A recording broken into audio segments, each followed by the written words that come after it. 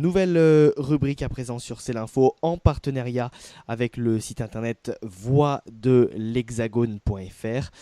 On vous mettra bien évidemment le lien exact sur le site de C'est l'info. Et comme première représentante du site voixdelhexagone.fr, nous accueillons Ella Micheletti. Bonjour Ella. Bonjour Martin. Alors cette semaine, vous avez choisi d'évoquer les œuvres d'art, plus précisément les attaques, les réécritures des œuvres d'art au nom du politiquement correct.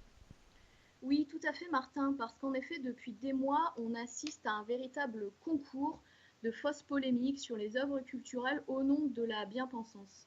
On dénature, on réécrit, on modèle, on censure des œuvres au nom du féminisme ou par exemple de l'antiracisme. On a le cas surréaliste dernièrement d'un metteur en scène, Léo Muscato, qui change l'opéra Carmen de Bizet. À la fin de la pièce, il fait en sorte que ce soit Carmen qui tue Don José et non l'inverse. Car évidemment, tuer une femme, c'est mal. Mais tuer un homme est moins préjudiciable que tuer une femme, puisqu'on sait tous qu'il n'existe pas d'hommes battus ou tués par des femmes, et que tout meurtre ne se vaut pas apparemment. Le metteur en scène a toutefois expliqué à l'AFP: l'idée m'a été suggérée par le directeur du théâtre qui voulait que je trouve un moyen pour ne pas faire mourir Carmen. On reste d'autant plus estomaqué que la demande puisse donc venir d'un homme censé garantir la liberté d'expression et la liberté culturelle dans son établissement. Mais au Royaume-Uni, une avocate a aussi demandé l'interdiction de La Belle au bois dormant, car Aurore est endormie au moment du baiser donné par le prince Philippe, donc on ne peut pas être sûr du consentement de la jeune femme. Sans parler des débats sans fin sur la réédition des pamphlets antisémites de Céline, qui ont entraîné la suspension de la décision de Gallimard. Dans un autre registre, on a aussi les Américains qui s'attaquent à Autant en emporte le vent au nom de l'antiracisme. Et de manière moindre, on peut régulièrement lire des articles en ligne qui s'attaquent à des anciennes séries telles que Friends, accusées d'homophobie, de sexisme, ou même de très vieux livres comme Le Club des Cinq, accusé lui aussi de sexisme et de racisme. N'oublions pas non plus la polémique de ces dernières années, Tintin au Congo. Un étudiant d'origine congolaise avait saisi la justice contre cette BD d'Hergé, soutenue par l'association française antiraciste Le Cran. Le tribunal avait cependant débouté le plaignant, car selon lui, il n'y avait pas d'intention raciste dans l'album. On ne va pas s'étendre sur l'imbécilité même que constituent ces chars de défense de la morale, du modernisme et du progressisme, et sur ces chasseurs du moindre mot, mais plutôt que de se pencher sur chaque cas particulier, il vaut mieux tenter d'appréhender ces traques et ces faux scandales au regard de nos sociétés occidentales. En effet, que nous disent ces chercheurs de petites bêtes occupés toute la journée à décortiquer les œuvres et à les modifier? Eh bien, premier point, tout d'abord, qu'il s'agit là d'une tendance générale. C'est une tendance générale de l'Occident, malheureusement, à verser dans la repentance. Cette volonté de réviser des œuvres culturelles va totalement de pair avec un autolâchage permanent du vieux monde pour son histoire. On le voit depuis des années dans le domaine de l'histoire de France et de son enseignement à l'école. L'historien Dimitri Casali ne cesse de le répéter. Sur son site internet notamment, il écrivait, lors de la sortie de son livre Nouveau manuel d'histoire: les programmes de l'éducation nationale mettent en avant une vision binaire et réductrice de l'histoire, entre oppresseurs et opprimés, souvent nourrie de notre perpétuel sentiment de repentance, d'une histoire privilégiant les évolutions économiques aux événements et aux hommes célèbres, négligeant certains épisodes majeurs de notre passé. Il s'agit là d'une remise en cause du passé historique, mais finalement, la condamnation et le mea culpa permanent pour les œuvres culturelles n'est que la nouvelle étape d'un processus dangereux qui entraîne une fragmentation toujours plus grande des sociétés occidentales. L'Occident déteste son histoire, mais il déteste aussi ce qu'il a culturellement produit, et qui ne coïnciderait pas avec les dogmes qu'il érige au XXIe siècle, lesquels devraient être entendus et acceptés sans broncher par tout un chacun. Deuxièmement, on peut y voir là une volonté pour le moins liberticide de gommer toute différence, toute voix discordante. En effet, tout le monde le sait, les œuvres culturelles peuvent très souvent refléter les sociétés humaines. Or, ces dernières sont faites de bons et de mauvais sentiments. Il existe des millions d'hommes, des millions de femmes, des millions de caractères et des défauts parfois exacerbés. Mais l'humanité est ainsi faite. Il faut continuer de créer des personnages variés, hauts en couleurs, pétris de contradictions qui représentent la complexité du monde et des âmes. La culture n'a pas à devenir un contre-miroir des sociétés humaines. Toute œuvre culturelle puise ses racines dans son époque et son contexte, mais surtout dans l'analyse des caractères humains. Nous ne sommes donc pas au pays des bisounours. Il existe des hommes et des femmes violents, méchants, cruels, n'en déplaise aux féministes ou aux associations antiracistes, ça fait de très bons personnages dans les romans et dans les films. Les grands méchants des œuvres culturelles sont même parfois ceux que le public préfère. En outre, c'est le cœur même de la culture, la diversité.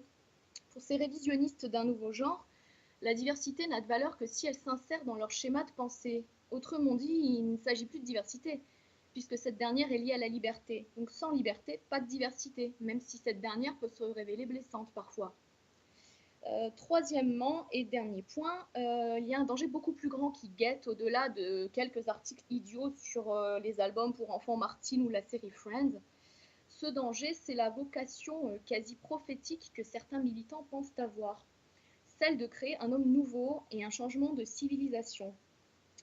En effet, s'attaquer aux cultures, qu'elles soient littéraires, historiques, cinématographiques, c'est finalement s'attaquer à une civilisation et à des racines très ancrées en nous, même parfois inconsciemment. Toutefois, cette quête de l'homme nouveau n'est pas nouvelle. Le communisme, à travers le stalinisme et le maoïsme, l'a expérimenté pendant un siècle de régime totalitaire. Aujourd'hui, il n'est pas question de la recherche d'un homme nouveau au sens de la lutte des classes. Le curseur a changé. Il s'agit de celle d'un homme nouveau, mais au sens de la lutte raciale et de la lutte des sexes. Donc au final, il s'agit d'une guerre de l'humanité, menée insidieusement, donc sans armes physiques, mais avec des armes tout de même redoutables, qui sont la condamnation et le lynchage social, la perte de la réputation et même l'utilisation de la loi pour verrouiller ce que l'humanité a donc de plus cher, la culture. Toutefois, je pense qu'on peut en conclure et se rassurer que ces polémiques restent des polémiques de citadins mondialisés et moralisateurs. On peut juger cette tendance inquisitrice avec les clés de lecture employées par le géographe Christophe Guilluy dans ses ouvrages La France périphérique, Fracture française et Le crépuscule de la France d'en haut. Les auteurs de ces faux scandales aboient très fort, grâce aux réseaux sociaux qui portent parfois mal leur nom, puisqu'ils permettent surtout de crier plus fort que les autres et de partager des tweets incendiaires mais sans débat possible. Ces polémiques trouvent un écho en France évidemment, et tous ces contributeurs représentent finalement une France hyper connectée, minoritaire, surtout parisienne, autrement dit la France des centres-villes. Au contraire, la majorité des Français qui constituent ce que Guy appelle la France périphérique sont à des années-lumière de ces futilités. Soit ils ne sont pas au courant, soit ils ne les comprennent pas à raison.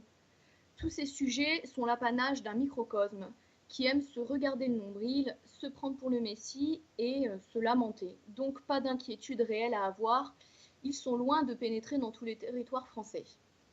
Oui, alors justement, hein, néanmoins est là, quelles sont les solutions qui pourraient être apportées à tous ces problèmes évoqués? Alors tout d'abord, Martin, la résistance intellectuelle, ça peut paraître bateau, mais elle est très très dure à mettre en œuvre tous les jours.